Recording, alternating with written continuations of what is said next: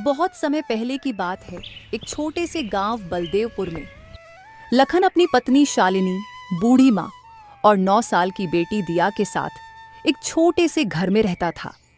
उसके पिता का बचपन में ही निधन हो गया था, जिससे परिवार की सारी जिम्मेदारी लखन के कंधों पर आ गई थी। उसके पास एक छोटा सा खेत था, जिसमें खेती करके वह अपने परिवार का मुश्किल से गुजारा चला रहा था।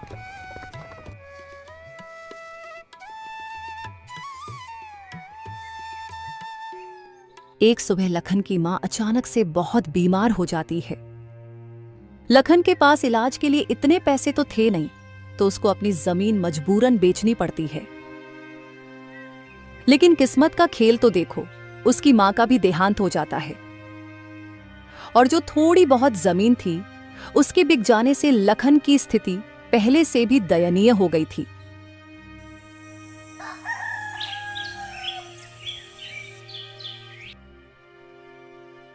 उनका जीवन बुरी तरह कठिनाइयों से भर जाता है, इसीलिए वे दोनों मेहनत मजदूरी करके किसी तरह अपना जीवन निर्वाह कर रहे थे।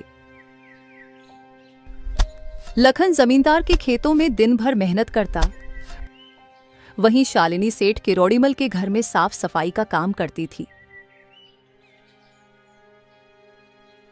अजी, सर्दी बहुत नजदीक आ चुकी है और हमारे पास सर्दियों में ओढ़ने, पहनने और खाने के लिए कुछ भी नहीं है। हाँ भाग्यवान, तुम ठीक कहती हो, हमें कुछ करना होगा। आखिरकार सर्दियां आ चुकी थी। यूं तो हमेशा ठंडी के समय -1-2 डिग्री तापमान रहता था, लेकिन इस साल तापमान बहुत ही ज्यादा गिर गया था, जिससे ठंडी बहुत जोरों से अपना कहर ढा रही थी।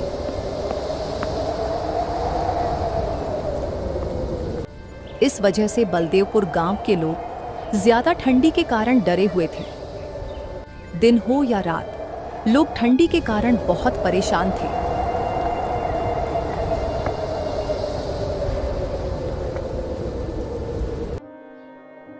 हे भगवान, ये कैसी लीला है आपकी।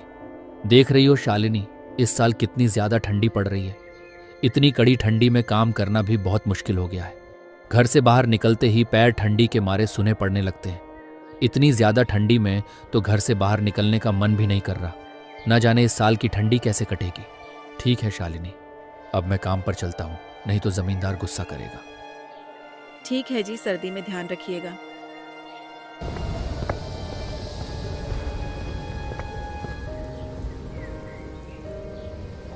ठीक है बेटी, तेरे पापा भी काम पर चले गए हैं और अब मैं भी चलती हूँ। तुम अपना अच्छे से ध्यान रखना, बाहर मत निकलना, बहुत ठंड है और मैंने खाना बनाकर रख दिया है, तुम टाइम पर खा लेना। ठीक है मम्मी, मैं खा लूंगी, तुम टाइम पर घर आ जाना। इतना कहकर शालिनी वहां से काम के लिए निकल पड़ी। बाहर बहुत ज्यादा सर्दी थी। थोड़ी ही देर में शालिनी सेठ के घर पहुंच जाती है। सेठ का स्वभाव बेहद कठोर था। वह आग के पास खड़ा अपने नौकरों पर चिल्ला रहा था। तभी उसकी नजर शालिनी पर पड़ी और वह उस पर चिल्लाते हुए बोलता है, अरे शालिनी, तुम काम पर इतनी देरी से क्यों आ रही हो? मेरे आदमियों को ही देख लो, सुबह 4 बजे काम पर आ जाते हैं। लगता है तुम काम की कीमत नहीं समझती हो। माफ कीजिए सेठ जी, आज ठंड इतनी ज्यादा थी कि जल्दी उठ नहीं पाई, लेकिन आप फिक्र मत करो, मैं जल्दी जल्दी सब काम निपटा दूंगी। अच्छा, बहाना बनाने तो तुम्हें बहुत आता है। जाओ, चुपचाप काम पर लग जाओ। अगर आज काम में कोई भी गड़बड़ी हुई तो मैं तुम्हारा हिसाब कर दूंगा। तुम्हारी जगह काम करने वाले बहुत बैठे हैं। सेठ की ये बातें सुनकर शालिनी को बहुत दुख होता है, लेकिन वह कर भी क्या सकती थी, ये उसकी मजबूरी थी। वह चुपचाप काम करने जा ही रही थी कि तभी सेठानी उसके पास आती है और कहती है, अरे आप क्यों डांट रहे हो इस बेचारी को? दिखता नहीं बाहर कितनी ठंड है, फिर भी यह काम पर आई है। यह भी तो इंसान है, इस पर आपको जरा सी भी दया नहीं आई? अरे भाग्यवान, इन लोगों को ज्यादा सर पर चढ़ाना ठीक नहीं है, नहीं तो यह कोई भी काम ठीक से नहीं करेंगे। शालिनी ने कुछ नहीं बोला और अपनी बच्ची के बारे में सोचते हुए चुपचाप काम पर लग गई। उधर लखन ठंड से कांपते हुए रामधन जमींदार के खेत पर मजदूरी कर रहा था। रामधन अपने खेतों का काम कराने के लिए लखन और कुछ और मजदूरों को सख्त निगरानी में रखता था।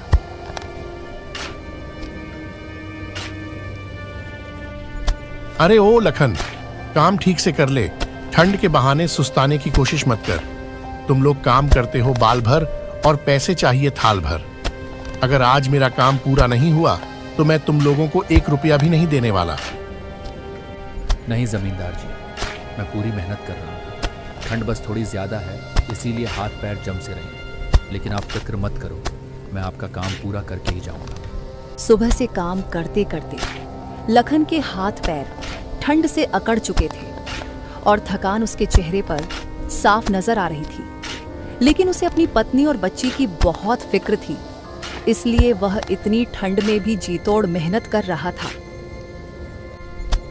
हे ऊपर वाले, ये कैसी परीक्षा ले रहे हैं? इतनी सर्दी में भी काम करना पड़ रहा है, और अगर मैंने काम छोड़ा तो जमींदार मुझे काम से निकाल देगा, और घर कैसे चलेगा? शाम होने को थी।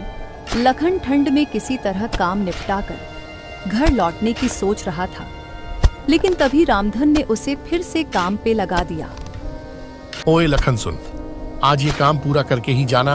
अगर थोड़ा सा भी काम छूटा तो समझ तेरी नौकरी तो गई। जी जमींदार जी, जैसा आप कहे। लखन चुपचाप फिर से काम पर लग जाता है। वह बेचारा कर भी क्या सकता था, मजबूरी उससे यह सब करवा रही थी। और उधर बलदेवपुर गांव में ठंड से सभी का बुरा हाल था। गांव का चौपाल जहां अक्सर लोग बैठकर बातें किया करते थे, अब वह सूना पड़ा था। और बेचारे गरीब लोग अपने अपने घरों में दुबक चुके थे। अब तो आग ही उनका एकमात्र सहारा था। गांव का बुजुर्ग सुरजाराम, जो अक्सर गांव वालों को इकट्ठा कर कोई ना कोई उपाय बताता था, इस बार भी चौपाल पर पहुंचा। उसने 4-5 लोगों को इकट्ठा करके कहा, सुनो, इस बार ठंड बहुत भयानक है। अगर हम सब मिलकर कोई उपाय नहीं करेंगे तो कई लोग इसकी चपेट में आ जाएंगे। हमें जंगल से और लकड़ियां लानी होंगी और हर घर में अलाव जलाने की व्यवस्था करनी होगी। लेकिन दादा, इतनी ठंड में जंगल तक जाने की हिम्मत कौन करेगा? ठंड इतनी ज्यादा है कि हाथ पैर सुन पड़ रहे हैं, और जंगल में सूखी लकड़ियां ढूंढने में भी बहुत समय लग जाएगा। अरे बेटा, डरने से कुछ नहीं होगा। हमें एक दूसरे की मदद करनी होगी। अगर हमने ठंड के आगे हार मान ली तो गांव के कई घरों के चूल्हे हमेशा के लिए ठंडे पड़ जाएंगे। फिर वे सब निर्णय लेते हैं कि सब लोग मिलकर जंगल से लकड़ियां लाकर सभी के घरों के आगे अलाव जलाएंगे, जिससे कि सर्दी से बचा जा सके। दिन ढल चुका था। लखन अपना काम खत्म करके जमींदार के पास आता है और कहता है, लीजिए मालिक, मैंने सारा काम निपटा दिया है। वो मुझे कुछ पैसे चाहिए थे, वो मेरी बेटी के लिए सर्दी के कपड़े लेने थे। अरे, अभी तो पूरा महीना भी नहीं हुआ और तुमको पैसे चाहिए? कुछ दिन इंतजार करो, फिर मिलेंगे पैसे। जमींदार की ये बातें सुनकर बेचारा लखन दुखी मन से घर की ओर चल पड़ता है, और लखन को घर पहुंचते पहुंचते रात हो जाती है।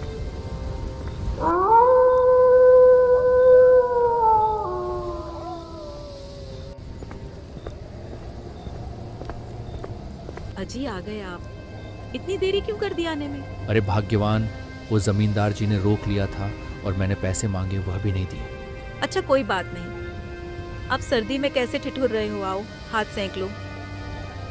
फिर शालिनी लखन को दिया की तबीयत के बारे में बताती है। लखन ने दिया के चेहरे की तरफ देखा तो उसका चेहरा सर्दी और खांसी से पूरा लाल हो गया है। इससे लखन चिंता में डूब गया।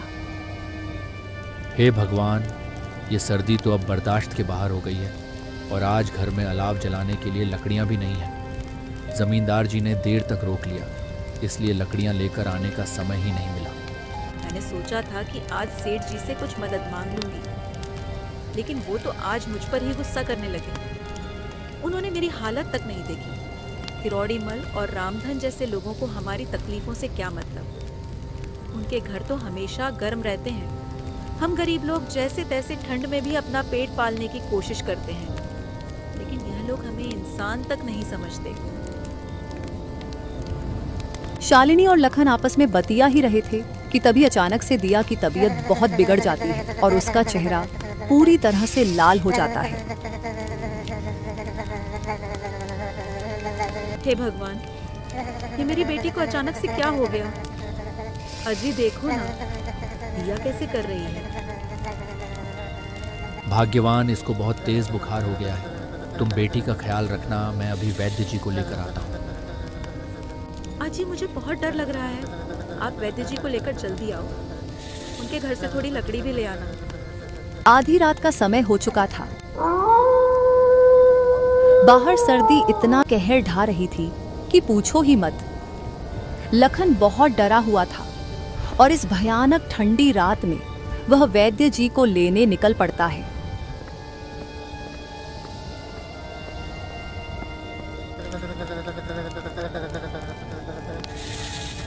तेरे पापा वैद्य जी को लेकर आते ही होंगे, तुम टेंशन मत लो बेटी, सब ठीक हो जाएगा।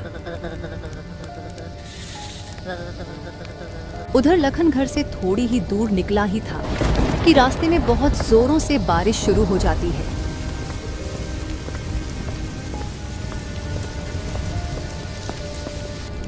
लखन चारों ओर चिंताओं से घिरा उस भयानक बारिश वाली रात में बिना रुके चलते ही जा रहा था। उधर शालिनी का दिल दिया की ऐसी हालत देखकर बहुत ज्यादा घबरा रहा था। दिया की आंखें धीरे धीरे बंद हो रही थीं और उसका शरीर ठंडा पड़ने लगा। अरे अरे मेरी बच्ची है।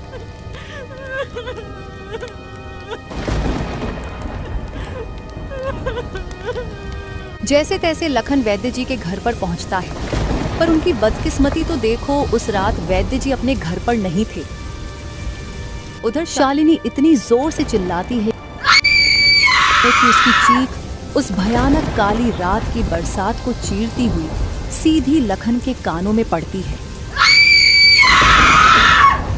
यह चीख इतनी दर्द भरी थी कि हर सुनने वाले की रूह कांप जाती। इसे सुनकर लखन बहुत घबरा जाता है और वह अपने घर की तरफ दौड़ता है।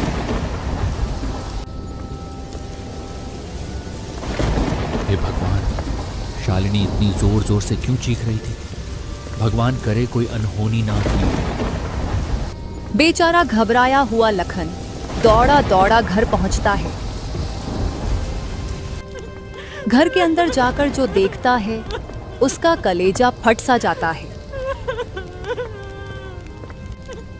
अरे शालिनी, ये क्या हुआ और दिया की आंखें क्यों बंद हैं? दिया को क्या हुआ? भगवान ने हमसे हमारी बच्ची छीन ली।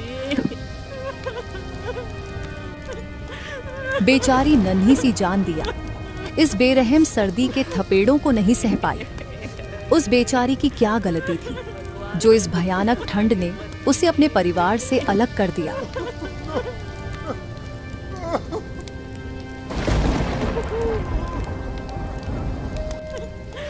वे दोनों पति पत्नी उस बेरहम ठंड से हार चुके थे। उन दोनों की वो दर्द भरी चीख उस तेज बरसात को चीरती हुई पूरे बलदेवपुर गांव में गूंज रही थी।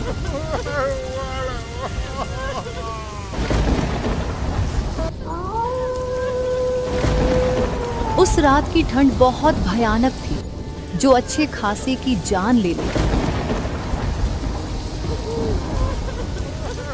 वे दोनों पति पत्नी अपनी बेटी के पास बैठे बैठे उसको खोने का शोक मना रहे थे।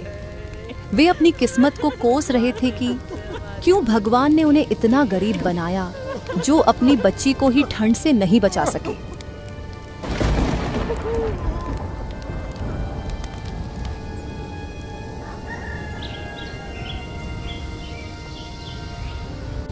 अगली सुबह गांव वाले लखन के घर आते हैं। लखन और शालिनी को अपनी बेटी के साथ घर के अंदर एक दूसरे का हाथ पकड़े ठंड से जम चुके पाया।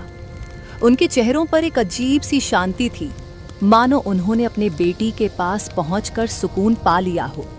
बलदेवपुर गांव के लिए यह एक और त्रासदी थी। ठंड ने एक और परिवार को खत्म कर दिया।